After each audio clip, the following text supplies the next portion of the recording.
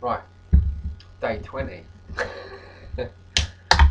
Okay, so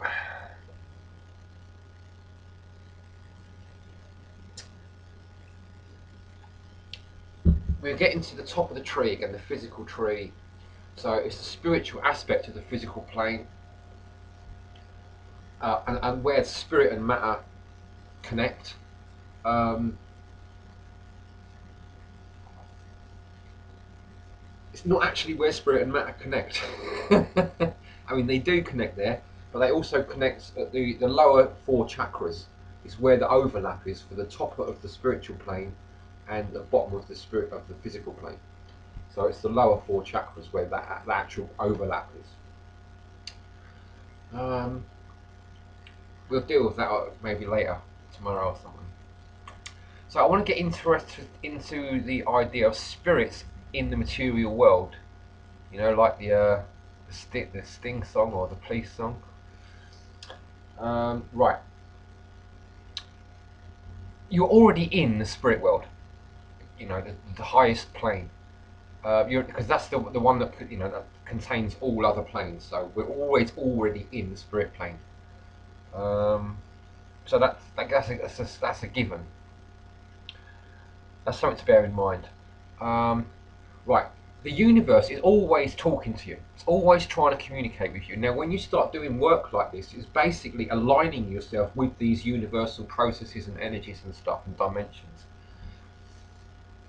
It's going to give an opportunity, open up opportunities for the universe to communicate with you more directly, more intimately. And one of the ways that's always been used, and traditionally, I mean, this is a shamanic level that goes back to the mists of time, is the way that animals in nature and birds communicate with us. Now, when a typical thing that will happen, like it happened to me like in a few hours ago, an animal from the wild approached me.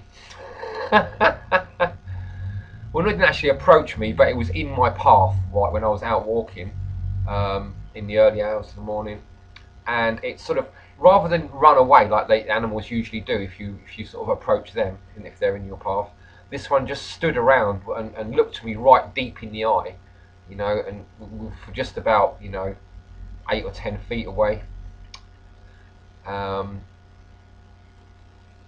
and it's like I can feel the connection. It's telling me something, you know. I'm still dealing with what it's telling me, but this is part of that one aspect of getting up to this point in this 20-day period. We're connecting with the spirit aspect of the physical plane again. So the spirits are going to be communicating with us, and one of the main ways they will do it for the time being is through animals and birds. And you will have to use your own intuition and stuff to try and understand what they're trying to tell you, and what the point of the message is. But it's also worth bearing in mind that all the time, that everything that happens to you is the universe communicating with you, and it can happen on all different kinds of levels. And so when we get up to this point in the tree, like the crown point of the physical tree, there's several connections that connect to other dimensions here. So it's going to ferment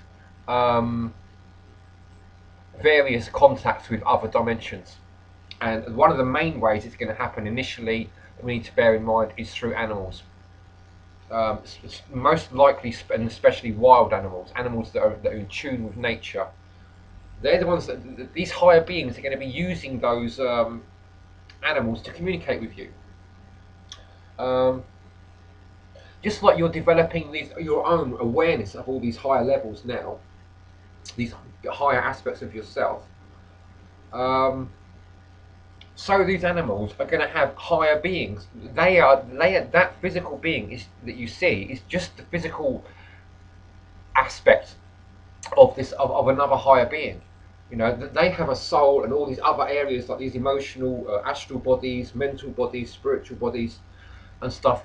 And if they're actually starting to communicate with you, they're probably already on these particular individuals on a very high level, or they're being used, like the spirit of that animal is communicating with you, and the whole. So it's worth bearing in mind all the natural characteristics associated with whatever animal is communicating with you.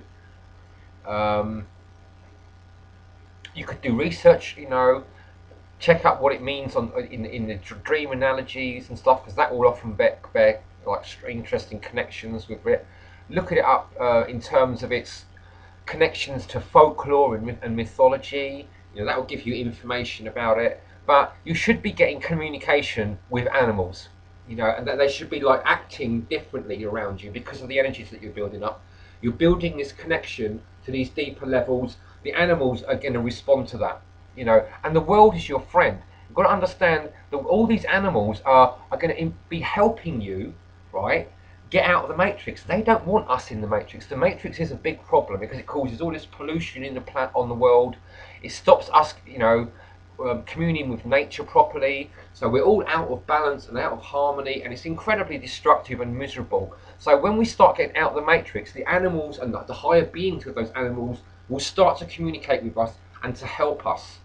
So we need to understand that and get on board with them, because this is a big dimension about the physical plane where all our benefits are. We need to reconnect with all these animals and the spirits of nature and stuff.